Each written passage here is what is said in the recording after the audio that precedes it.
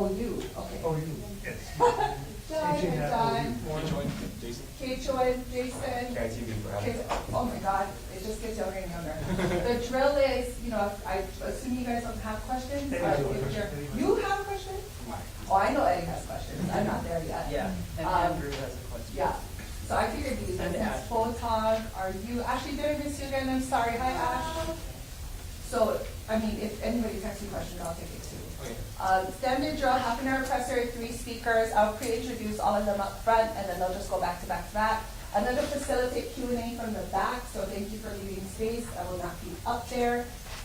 They'll repeat the question on mic in the back, so you'll be good for your audio. And then I'm going to start with one question per outlet first, since Ash will probably have one. Yes, I know you two will have one. Obviously, sounds like at least one of you will have one. Can we ask if both of you can move up here to make it? And then, if we have time, I'll do a Hannah Hole. And also, Mike will be passing around to your other questions. Yeah, so it'll all be, it won't affect your audio, you'll get everything, so I won't have to repeat it, facilitate from the back. And then the only thing I ask is if you ask a question and you get an answer and you have a clarifying question on top of that question, so like, what color is the sky? Well, I don't know, yesterday it was gray, but today it was purple. If you have a clarifying question on that, fine, that makes total sense, because that was an unclear answer. But if you're asking a follow-up question that has nothing to do with your first question, cheating, so try not to do that. I'm trying to just get one each so everybody gets a hit. That's like fair and funnel. And if I have balance of time, I'll give it to whoever raises their hand. Okay? So I'll probably start with you, Ashley, since you're over there. And I'll probably kick down this way. So Ash, be prepared to be number 2. If you have any questions, number 3, number 4, number 5, love you, don't read into that.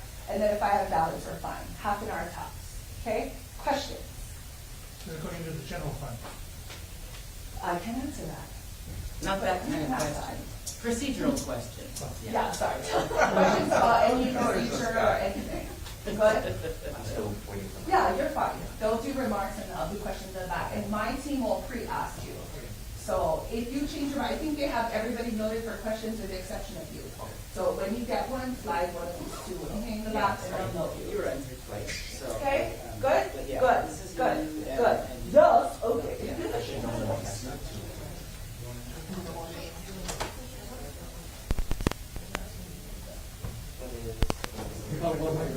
Yeah, that's, yeah, absolutely. Check, test, test, test. You got it? Check, test.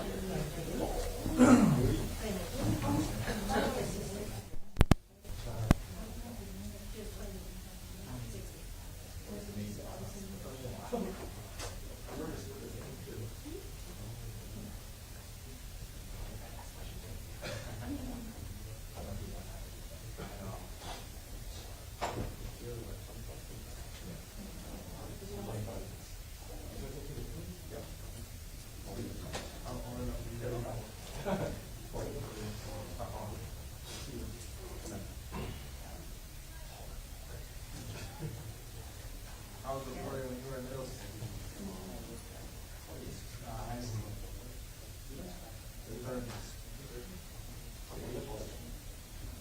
Good, didn't you?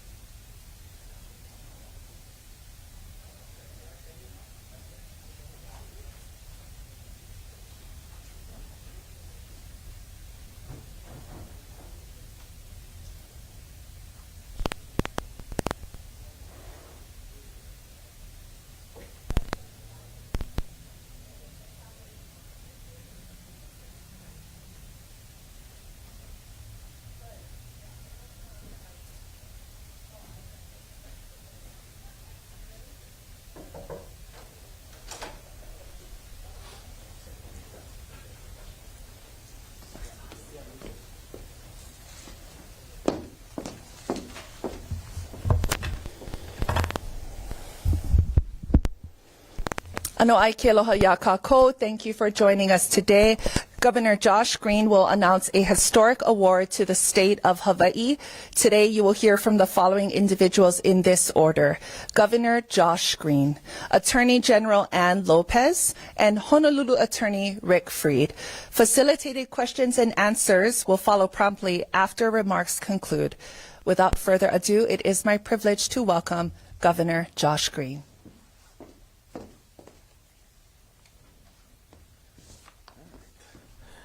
Thank you everyone for coming at short notice. This is something extraordinarily big. So we have a couple slides for you as well to explain what's happened. It's very positive for the state of Hawaii and our people.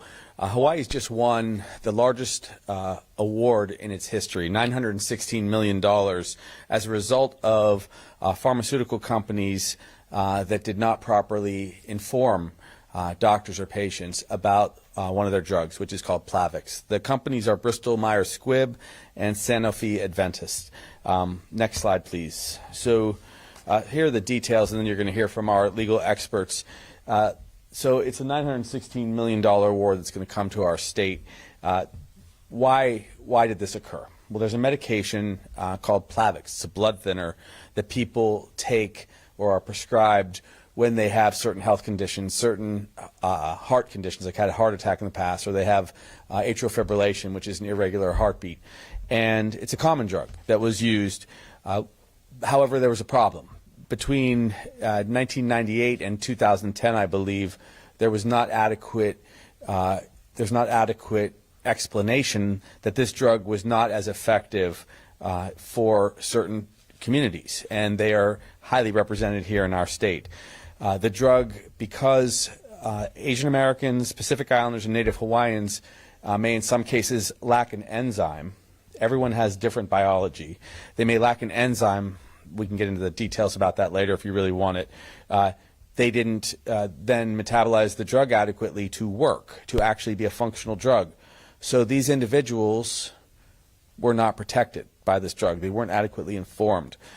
There were 834,000 prescriptions or refills made to our people in Hawaii between these years of 98 to 2010, and there was no disclosure, basically. There was inadequate disclosure, so many of those individuals could have been harmed when they received a drug that was not going to possibly work for them. And these are serious health problems that can lead to stroke, they can lead to death. So what happened was, in 2014, our Attorney General's office sued, and we brought the best attorneys in the state, amongst the very greatest, to come and help us with this lawsuit, and they obtained an $834 million court judgment initially. Then it went to appeal, and I'll let them talk about that, but suffice it to say, we had excellent legal counsel, and they were able to prevail. So why do we fight these things? And here's the next slide, please. We fight, it's not about the money. It is about being committed to health and safety for communities. And we already have health disparities for our local people. Native Hawaiians, for instance, live 10 years shorter lives because they often don't get health care. But this adds insult to injury because they were also very likely getting a prescription for a medication that might not work for them.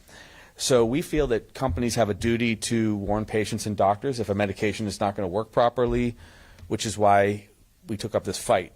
Ultimately, the court found that the pharmaceutical companies deliberately turned a blind eye on this problem to save profits. And believe me, billions and billions of dollars of profits are made on a drug like this.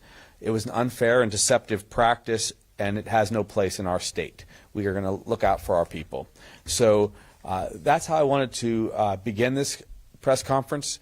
We feel very strongly that this decision will hold up. We leave that to our legal teams, and I'll let them address that. But we're going to keep fighting for people, and we are very grateful for the decision today because, first of all, it's a vindication for people who have been, I guess, neglected. And then, secondly, when resources like this come in, it will enable us to invest in good public health initiatives, help people who are in hospitals, build out health care for those who may have suffered in the past and in generations going forward who will need health care that we can provide. So I think justice is being done, and I will pause there and will be available for questions.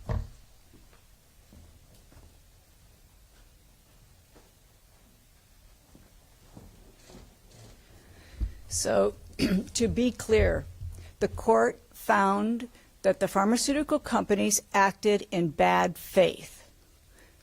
This is exactly the role that our consumer statute plays. It is to allow my office to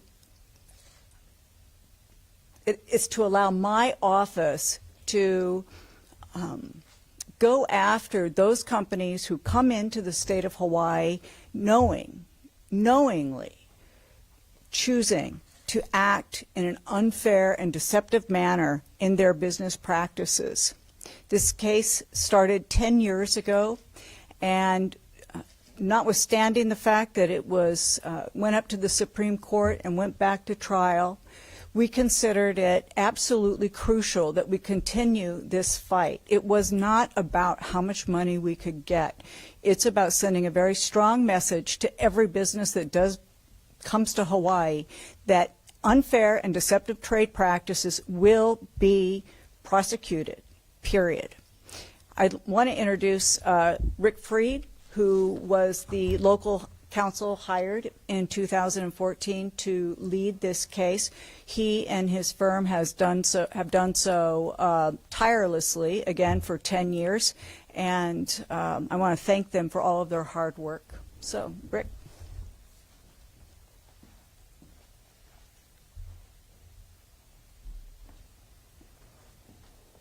This day has been a long time coming.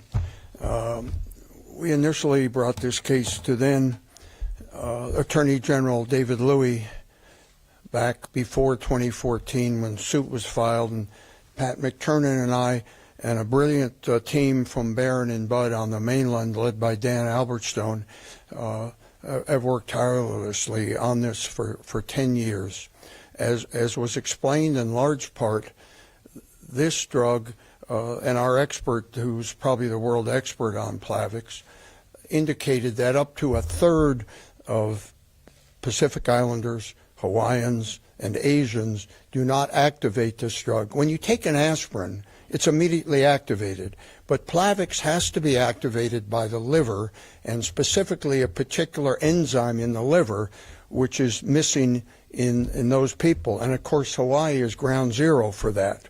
And as was stated, during that 12-year period from 98 to 2010, before what is called a black box warning, and they knew this in 98 when the drug came out, that it didn't work particularly well in those ethnic groups, and they kept that secret.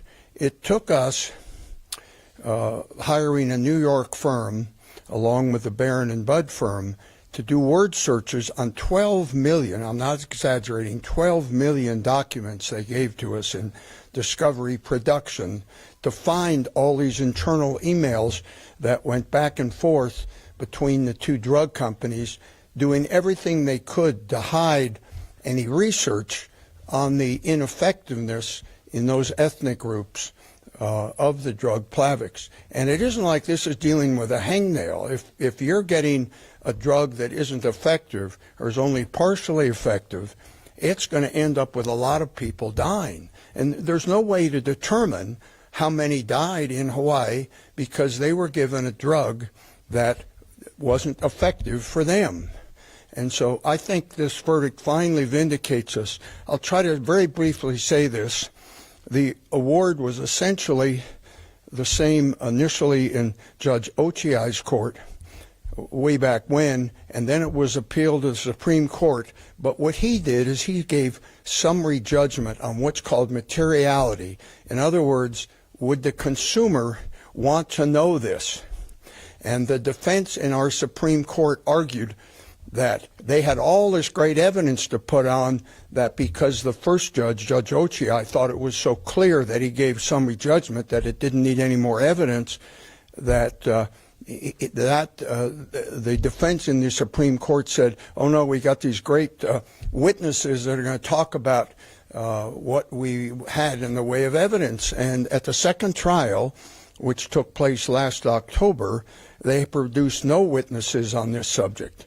And so basically, Judge James Ashford spent months going through thousands of pages of documents and just filed his almost 70-page opinion today, indicating he was not at all impressed. And I will read just one small thing that the judge said, which is a study conducted by, excuse me, there's so many important points.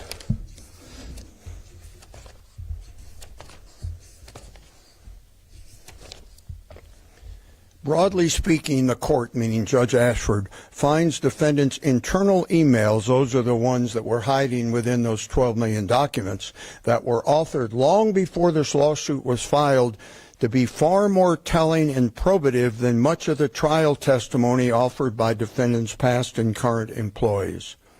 And the court found that the past and present employees had little credibility on the facts and issues most important in this case.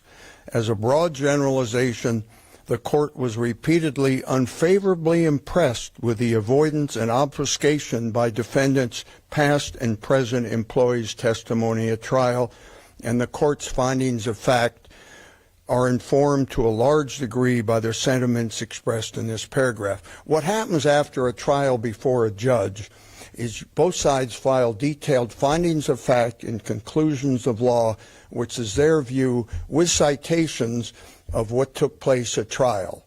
And then the judge either absorbs some of this and uses some of it, or writes his own. And in Judge Ashford's case, he spent a lot of time and came up with much of this was totally new by him. But basically, this judgment was 82 million larger than the judgment Judge Ochiai gave of 834 million, and that was because they added unfair acts and practices, which the Supreme Court found and had been included in the overall judgment of Judge Ochiai. Judge Ashford gave the unfairness portion 82 million, and the deceptive portion, which is the daily penalty, of 834 million.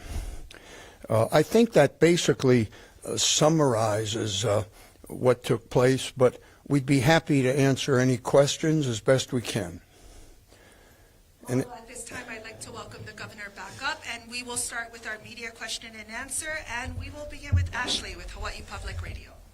I'd like Pat McTurnan to come up here as well. He's lived this case forever. So I think this is probably for governor, but can you talk about how this money is going to be spent? Is it going into the general fund, and how we're going to be able to track the spending of this? Is it like an administrator like the opioid settlement fund, or So that's a good question. So the question was, what will happen when the state receives this money? This money, which is very substantial, over $900 million, will, after the cost of the case, legal fees are paid, and money well spent, I would add, the monies will then go to the general fund, and it will be usable for any services. However, our commitment will be to improve our healthcare system and protect people who suffered. In other words, we'll develop a plan to put substantial amounts of resources into, for example, stroke prevention and cardiovascular treatment, augmenting public health initiatives that have been underfunded for too long. So when we get a verdict like this on this matter, we'd like to see a direct nexus. So we would lean very heavily on our health department. But I will say this, we have great needs, as everyone knows, in healthcare when we have tragedies, and we've suffered our share of tragedies in the past few years.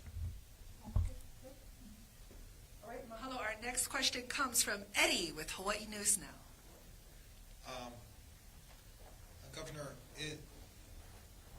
this has obviously been a long time coming, but is there anything the money will not be used for? I know you said you'd like to use it for healthcare, but is there anything, could it technically be used for anything, in the general fund? Legally? We'll have our Budget and Finance Director come up, in my general understanding is that the monies would go to general funds. Yes, that's what we were talking about beforehand. We never take anything off the table. I mean, the state has significant needs as we, rebuild from disasters. I was dedicating a road this morning, which has some cost in Waikoloa, which is public safety, and it comes from our general funds. But in a case like this, we'll do all that we can to put these monies to public health needs. Not unlike, although there are certain differences, when we found tobacco to be very harmful to societies, and there was a master settlement, tobacco settlement, we devoted huge portions of that money to build out healthcare systems, prevention systems, public health programs. That would be the intent. It is a lot of money. I will say this humbly to the pharmaceutical industry: walk away from this one, because it's very clear that people were not informed about the dangers to our people, particularly those who are Asian or were Hawaiian or from the Pacific Islands. That's not okay, and I would hope that it's time to accept the decisions from two very reputable judges, and let us begin to help our people with these resources. We need to have that capacity. Meaning warning them to not appeal again. People are always entitled to appeal. I think our legal team has made it very clear that there was reason for the judges to make this determination, and they were careful about their decision. Also, our Supreme Court has already seen this, and if I'm not mistaken, maybe our attorneys can characterize what the Supreme Court did. Basically, as I think I tried to explain, the main basis for the reversal was because the defense argued that they didn't get a chance to put on evidence on a part of what's called our Unfair and Deceptive Trade Act Practices statute about the deceptiveness. In other words, would an ordinary consumer have reacted had they been told about the risk? They weren't told. And so I'm sure many people would have said, if that's a risk, who knows? And also there was, during this time, a test developed which would tell you whether Plavix would activate the enzyme in your liver so as to provide the protection. As I said, we didn't ever claim that Plavix was a bad drug, just that in people that it didn't work for with life-threatening conditions, it needed to be told to them, and it wasn't. Our next question comes from Andrew Gomes, Honolulu Star-Advertiser. Thanks. So far, one of the defendants has so far said that they do intend to appeal, and they've characterized, similar cases in other states as having been successfully defended, and they call this outcome an outlier. Can you rebut that? How would you speak to appealing, and then how they characterize these other cases, similar cases in other states, and how this one's so much different? We believe they're mistaken. Two of our top judges have come up with very similar conclusions. I don't believe any other state did the work that our team did in finding all this evidence of the bad conduct that was going on between Sanofi and Bristol Myers Squibb in myriad of emails. As I read to you from the judge's opinion, this was all before any lawsuit. So this is when they didn't think anyone was watching them. So no other state went into the detail that we did. That's part of why this thing has taken a decade. Our final question We have some more to say on that. Yeah. Yeah. The cases are actually entirely different. Hawaii's case is unique. All of the cases on the mainland were basically the patients, there were personal injury actions, class actions, and so forth, claiming that there was a bleeding risk with Plavix that the patients were not told about. And virtually all of those cases were dismissed because the doctors who came and testified said, with all of these drugs, we know there's a bleeding risk. And so therefore, we would have continued to prescribe Plavix anyway. They did not involve the genetic issue here with the liver enzymes that are so important to the state's case and so important to our population. So, and I'm going to add, these companies certainly knew that we have a very large number of Asian Americans in our population. They certainly knew that we have an enormous number of Hawaiians, and they certainly knew that there's a large number of other Pacific Islanders who are getting these drugs. A large portion of our population, therefore, unlike any other state, are affected, and they know genetically about what their drugs do, or they certainly should. About a third of our population lacks this gene to make an enzyme. It's called CYP2C19. That's the purpose of spending billions and billions of dollars in developing these drugs. It's their responsibility to know whether they work or they don't, whether they're safe or they're not. And either they were irresponsible and didn't share it adequately with a state that has so many people, or they hoped they would get away with it. Well, they didn't get away with it because we're making sure we protect our people. There's not a lot of individuals in this circumstance that live in New Hampshire, perhaps, or Maine, but in the state of Hawaii, justice is being done because of our population. Our next question comes from Ashley with Hawaii Public Radio. So this money is going to the state, but what about the people who took this drug and like the victims of this? Is there anything that can go to them, or are they pursuing their own legal actions? The difficult part of that is that it's sort of a belief drug, and unless you're tested, there's no way to prove, though the testimony of the experts were that certainly many people must have died as a result of taking this drug when they couldn't activate it in their liver enzyme. But there's no way to prove that Joe Smith or Mrs. Hayakawa were the ones that were affected. And so that's why it's brought by the state, and the statute is specifically for the estate. It's HRS 480. So what we would hope to do, as I mentioned kind of a little bit, is to take some of these resources and support stroke clinics, to support heart clinics, to support extra testing for individuals that have needs.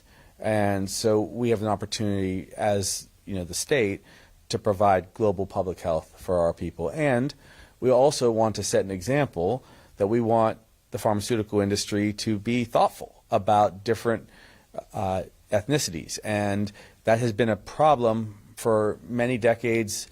Research wasn't done on women, for example. And that had to change once people realized that men and women, in many cases, will metabolize drugs differently or respond differently. And that's now obviously part of the science, that other ethnicities with subtle genetic differences should be honored. And so we're trying to make that major point here. Governor, our final question comes from Eddie, Hawaii News Now. Just want to ask Governor personally, what was your reaction when you heard the ruling today? I was pumped because I love it when our team gets justice for people. I've heard over the many decades that it costs a lot to bring drugs to market, and there are justifications for drugs being very costly. Well, that is the case, and lots of research has to be done. But that justification has to be reflected then on what's safe, what works. And if something wasn't safe and it didn't work, then all those other arguments go out the window. So it's very important. It's very important that we insist on the integrity of the science so that we actually care for people well. But if you want to know just my general response, I was very excited to imagine that there will be extra resources for us to provide extra health care for our people in the state of Hawaii after a very tough period of COVID and the wildfire. I'm excited about having some resources to help people. One follow-up, and if you can't answer this, that's fine, but if appealed, could it be years before the state gets that money? And you said the legal expenses were money well spent. So at the end of the day, what could that takeaway money be? Not the whole 916. You want me to give a first go again? Sure. Yeah. So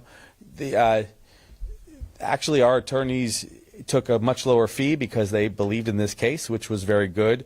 So we'll get 80% or so, maybe even more, ultimately based on growth and interest and so on, which is great. And this thing was a 10-year trial, so they were doing that work. So we're grateful for that. That's one piece. Also, we expect that if the appeal occurs, we probably will encourage it to go quickly and perhaps right to the Supreme Court.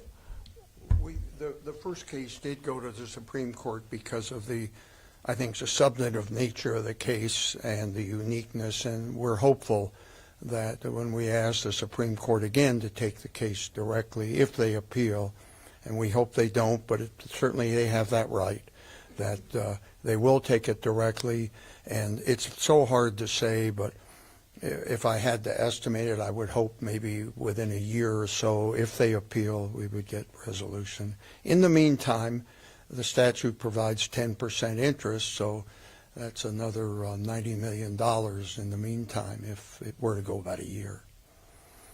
Yes. Okay. So again, to sum up, this is the largest award in the history of the state of Hawaii. It validates the work that was done on behalf of patients, and let's be quite direct.